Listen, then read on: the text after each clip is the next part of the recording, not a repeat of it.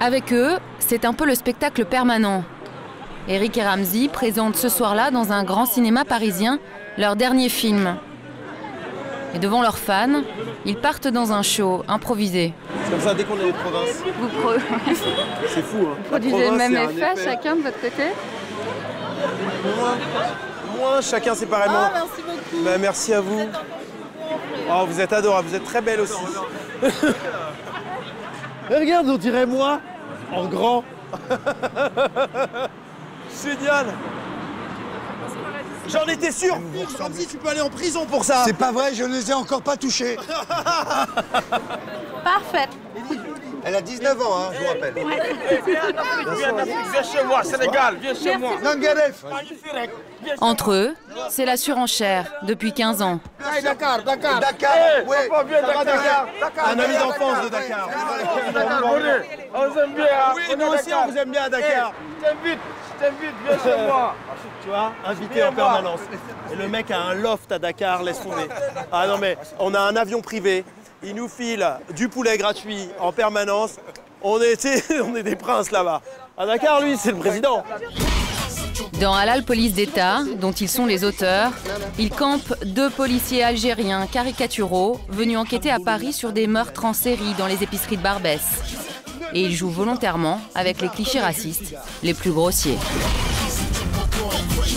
Madame Granger, pouvez-vous me dire si vous reconnaissez cette odeur? Est-ce celle du tueur? Pas du tout. Bien entendu, évidemment, c'était du nem. Effectivement, 96% des Chinois, Vietnamiens, Thaïlandais sentent le nem après 17 h. Un humour absurde, décalé, qui est leur marque de fabrique depuis leur début. C'est fou, hein, on est là. Pendant longtemps, la critique n'a pas pris très au sérieux les 2 comiques. Enfin, ça c'est la réussite. Quand on a atteint ça, on est affiché on est un sur vrai les couple, kiosques. quoi. Hop. Mais ce qui est nouveau, c'est qu'aujourd'hui, elle les encense. Enfin. Ah oui, là oui. Faire la coupe des Inrocks sans rien. Je le savais moi avant. Ma voyante, elle me l'avait dit. Ouais. Donc je suis pas étonné. Les Inrecuptibles ont vu en ce film-là une dénonciation par l'absurde de la France des expulsions. La presse salue une satire sociale qui pointe le racisme ordinaire. C'est quoi? Monsieur, Bonjour. permis de conduire, papier du véhicule, Oui. et tenue de contact, s'il vous plaît. Oui. Je suis la police. Inspecteur Nana, enchanté. C'est ça, oui. Les auteurs, eux, se défendent d'avoir voulu faire un film engagé. Ils se voient avant tout comme des amuseurs. Nous on est des rebeux de classe dégueu et qui faisont des vannes absurdes. Donc on a utilisé ces personnages qui sont ancrés ils sont ancrés dans une région, ils sont ancrés dans une socialité. Le Pen. Et on joue 80% du temps sur de l'absurde et non pas sur du social. Eric et Ramzy, un des couples comiques les plus solides de la scène française. Et dire qu'avant leur rencontre, aucun des 2 n'avait jamais envisagé cette carrière. Avant de remplir les salles de cinéma, c'est sur scène qu'Eric et Ramzy ont commencé. Vite, il y a la rencontre vérité. Comme ça, ils filment. Ils filment la première fois qu'on se voit comme ça, c'est vraiment du direct. Leur premier succès, ils l'ont connu en 95 au Café de la Gare à Paris. Audition du direct, parle dans mon micro. Ça va, Eric? Ouais. Ça va? Plus vous habitez près, plus vous êtes en retard. C'est bizarre. C'est elle qui nous a dit OK pour jouer au début. Elle était là au début, elle a cru en nous. Et elle disait non, j'aime pas Jamel. Elle défend. Nous, tu nous kiffais. Oui, c'est Pourquoi vrai. vous les kiffiez? Parce que Pourquoi vous les kiffiez? Elle est bien cette phrase, hein. Je l'ai kiffé parce qu'il s'était acheté des mocassins tout neufs pour me rencontrer. C'est vrai. Et il est arrivé en retard, bien sûr. Avec ses mocassins tout neufs. Toujours en On retard. lui a tout pardonné. Et ici, on jouait le mardi à 22 h. Ils ont alors un peu plus de 20 ans et leur fond de commerce, c'est déjà l'humour absurde. Pendant ce temps, Guignol attend Niafron dans le parc, sans savoir que celui-ci est caché derrière l'arbre. Dis-moi, je mangerais bien une glace, mais je n'ai pas d'argent. Tiens, prends donc dans mon porte-monnaie. Tout content, et avec l'argent, il se dirige vers le vendeur de glace.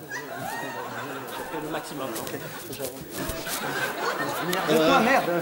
Une petite seconde à la régie. Il se trouve que j'ai les bras cloués au bâton. Ouais. Ok. Donc rembobine la cassette, j'ai du mal à prendre le pantalon. Avec la manette, Arrête la il décide de prendre le bâton. 16 ans après, il retrouve les loges, à l'identique. Oh, tu te rappelles, l'eau coulait déjà? Ouais, tu te souviens? Tu te souviens? Il y avait de l'eau. Le mec sait pas faire d'émotion.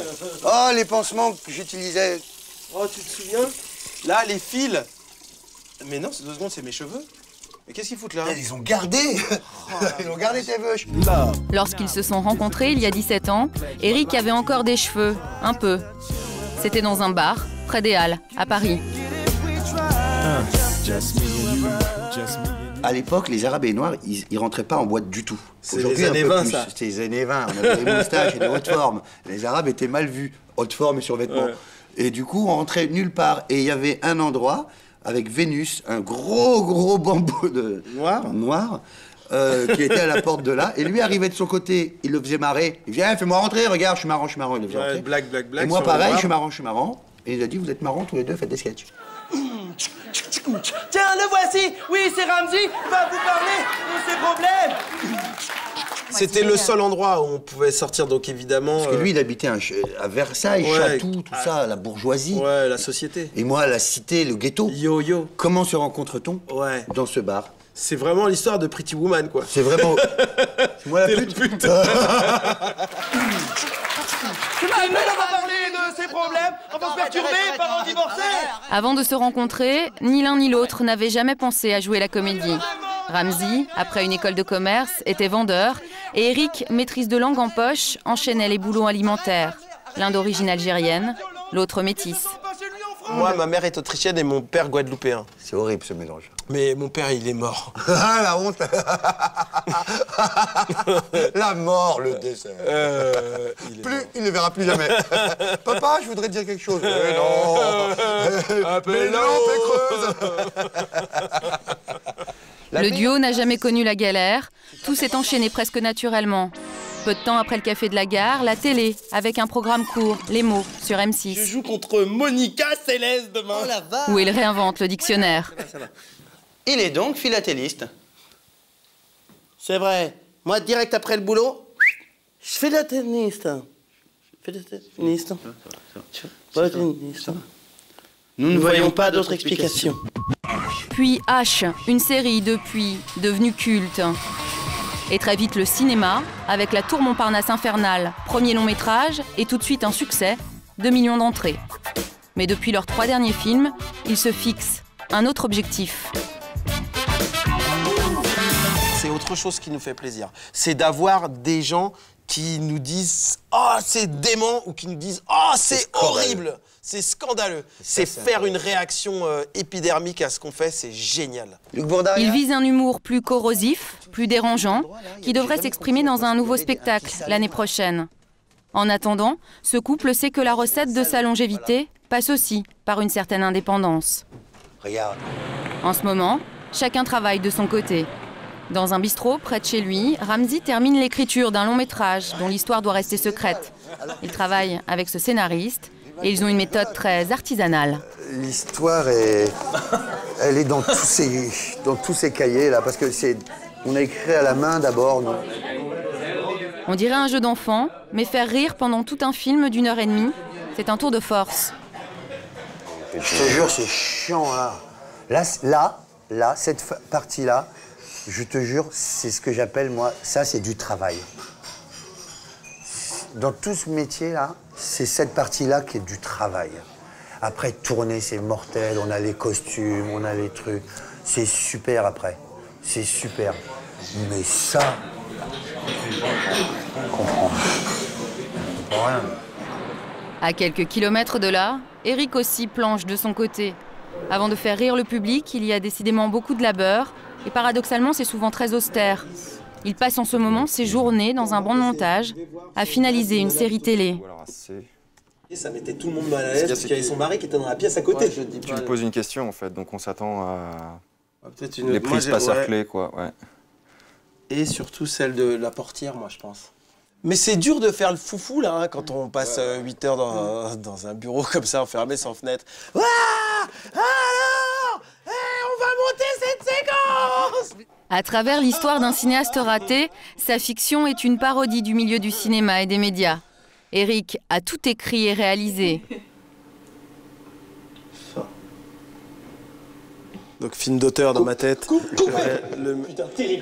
Et ce savoir-faire, comme son comparse Ramzy, il l'a acquis sur le tas. C'est terrible, elle était terrible, moi. Si... attends, non. Acteur, ça prend 4 heures de son temps dans une journée de tournage. Le reste du temps, on glande hein, quand même. T'es dans ta loge avec du champagne et du caviar. Donc à un moment donné, quand t'as tout mangé et tout bu, bah, tu sors et tu regardes ce qui se passe et t'apprends. Même si chacun a ses projets personnels, Éric et Ramzy ne sont jamais aussi heureux que lorsqu'ils se retrouvent. Rosny-sous-Bois, en banlieue parisienne, la dernière étape de leur tournée de promotion pour Halal, police d'État. Leur numéro reprend, comme s'ils ne s'étaient jamais quittés. Et on finit par la salle qui nous marche le plus de France. Rosny. À chaque fois qu'on sort un film, la marche où on a le plus, chaque fois que des films de nous qui sortir, chaque fois qu'un film de nous sort, hop, les Rosny plein bourrés. Hop, il y a toujours une salle pleine. Sans doute parce que c'est Rosny et que les gens sont un public bigarré. Banlieue, grand banlieue. Et qu'il y a des Arabes, il y a des Noirs, et qui apparemment aiment notre humour. Et en effet, leur humour provoque, passe particulièrement bien ici. Bonsoir les Rosnyens. Oh merci, jusqu'à la fin. Vous avez trouvé le film assez raciste pour vous? Ça va? On a l'impression de faire Bienvenue chez les Bougnoules. Parce que c'est une sorte de Starsky et Hutch, Bougnoul. Voilà. Donc vous vous y retrouverez quand même. Il y a une voiture rouge aussi. Il n'y a pas la bande blanche, mais bon, on a essayé d'être marrant comme ça. Ah, des Kaira, Eric. Oh, il faut se barrer. Eh, vous étiez où? Vous étiez où? Vas-y, asseyez-vous, téléphone éteint, pas de bédo. Oh. Tu peux les renvoyer dans leur pays, ces gens. Toute la rangée de là à là. En Tunisie ou Clichy-sous. Salut la jeunesse. Salut. Messieurs, dames, au revoir. Bonne production, merci. Cet humour-là, ils peuvent se le permettre, comme se l'est permis avant eux le réalisateur juif du film Borat. On voit Sacha Baron Cohen qui envoie des billets, des sous à des cafards et qui dit « Tenez les juifs ». Là, tant qu'on en est loin encore, nous. Hein. Nous, il y a un arabe dans notre duo, on peut se permettre d'y aller, non? Sur les arabes. Et si on peut aller plus loin, on ira encore plus loin. Nous, on préfère que ce soit nous qui le fassions que Laurent Gérard. Ou Laurent Ruquier. Enfin, tous les Laurent, quoi. Ouais, Laurent Gbagbo. Laurent Baffy. Laurent Lafitte. J'en ai plus. Et le public suit. Au bout de 2 semaines, leur film a attiré plus de 600 000 spectateurs. Cut.